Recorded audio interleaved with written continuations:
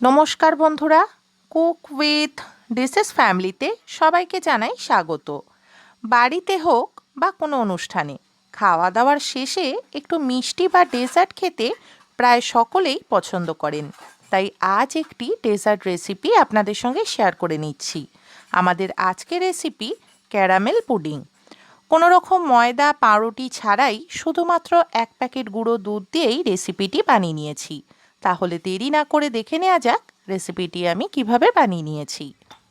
একটি পাত্র নিয়ে নিয়েছি, তার মধ্যে আমরা 1 কাপ চিনি গুঁড়ো দিয়ে দিচ্ছি। এবারে আমরা এর মধ্যে একটু একটু করে দুধ অ্যাড করব। এখানে আমরা 1/2 কাপ পরিমাণে দুধ নিয়ে নিয়েছি।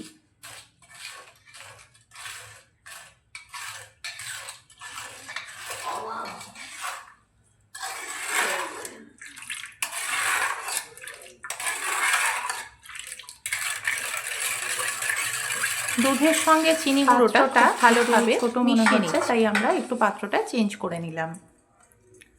একটি বড় পাত্রে আমি দুধ এবং চিনির মিশ্রণটা ঢেলে নিলাম। দুটো ডিম ভেঙে দিয়ে দিচ্ছি।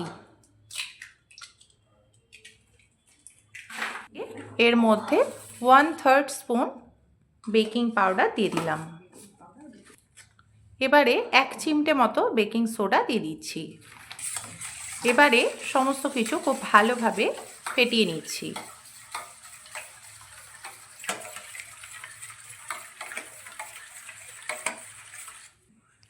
এবারে কিছুটা পরিমাণে গুঁড়ো দুধ অ্যাড করে দিচ্ছি। এখানে আমরা 10 টাকার গুঁড়ো দুধটা দুধ এবং ডিমের সঙ্গে খুব ভালোভাবে মিশিয়ে নিচ্ছি।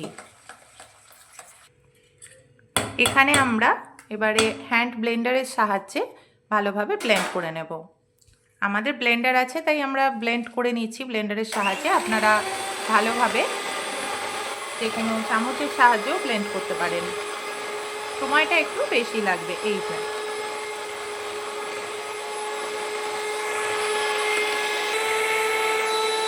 দেখুন বন্ধুরা, বেশ কিছুক্ষণ ধরে হ্যান্ড ব্লেন্ডারের সাহায্যে ব্লেন্ড করে নিয়েছি।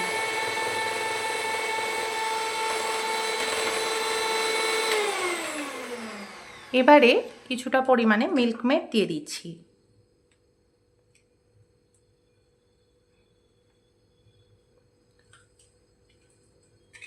আবারও একটু ভালো করে ব্লেন্ড করে নেব।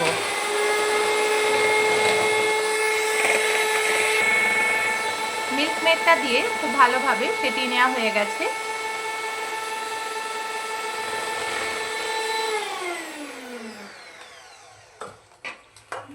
এখানে আমরা 1 কাপ মতো চিনি দিয়ে দিলাম।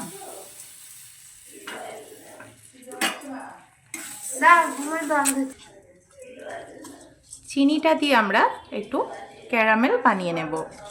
দেখতেই পাচ্ছেন আস্তে আস্তে চিনিটা মেল্ট হওয়া শুরু হয়ে গেছে।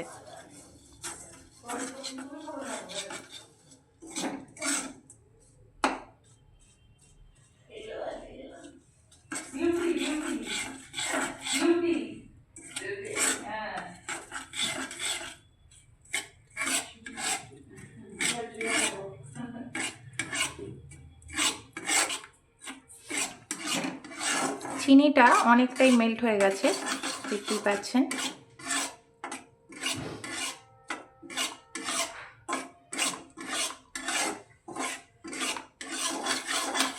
ক্যারামেলটা তৈরি হয়ে গেছে। এবারে আমরা গ্যাসটা বন্ধ করে দিলাম। এবারে আমরা যে ক্যারামেলটা তৈরি করে রেখেছিলাম সেটা একটি পাত্রে ঢেলে নিলাম। যার মধ্যে আমরা পুডিংটা তৈরি করতে দেব তার মধ্যে ঢেলে দিলাম ক্যারামেলটা। ক্যারামেলটা পুরো বাটির মধ্যে ভালো করে ছড়িয়ে দিচ্ছি। এবারে এই যে আমরা ব্যাটারটা তৈরি করেছিলাম মিক্সচারটা, তার মধ্যে 1 ঢাকনা মতো মানে ভ্যানিলা এসেন্সেরই ঢাকনায় 1 ঢাকনা মতো ভ্যানিলা এসেন্স দিয়ে দিলাম। ভ্যানিলা এসেন্সটা দিয়ে ভালো করে আবারও একটু মিক্সড করে নিলাম।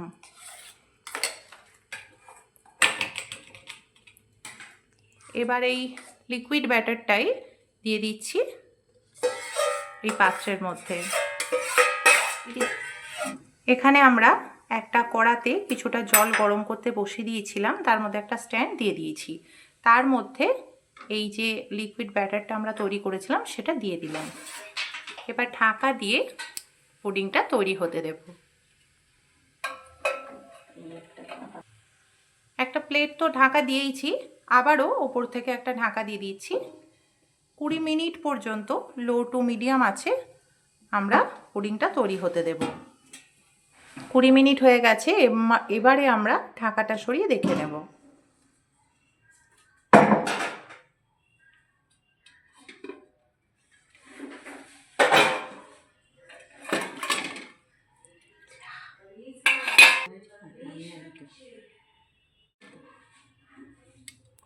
স্টিকটা দিলাম, দেখতেই পেলেন স্টিকটা পুরো পরিষ্কারভাবেই বেরিয়ে এসছে।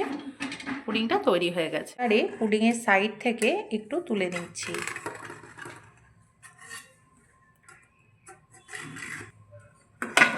এবারে প্লেটটা ওপরটা রেখে বাটিটা একটু উল্টে দেব।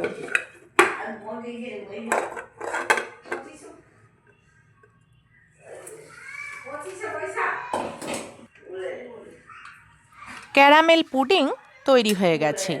রেসিপিটি মাত্র কয়েকটি উপকরণ দিয়ে খুবই সহজ পদ্ধতিতে বানিয়ে নিয়েছি। এইভাবে রেসিপিটি বানালে খেতেও হয় দারুণ। বন্ধুরা, আপনারাও আপনাদের বাড়িতে রেসিপিটি এইভাবে বানিয়ে দেখবেন। রেসিপিটি ভালো লাগলে ভিডিওটিকে লাইক, কমেন্টস অ্যান্ড শেয়ার করবেন এবং আরও নতুন নতুন রেসিপি পেতে আমাদের এই চ্যানেলটিকে সাবস্ক্রাইব করবেন। সকলেই ভালো থাকবেন, সুস্থ থাকবেন। নমস্কার।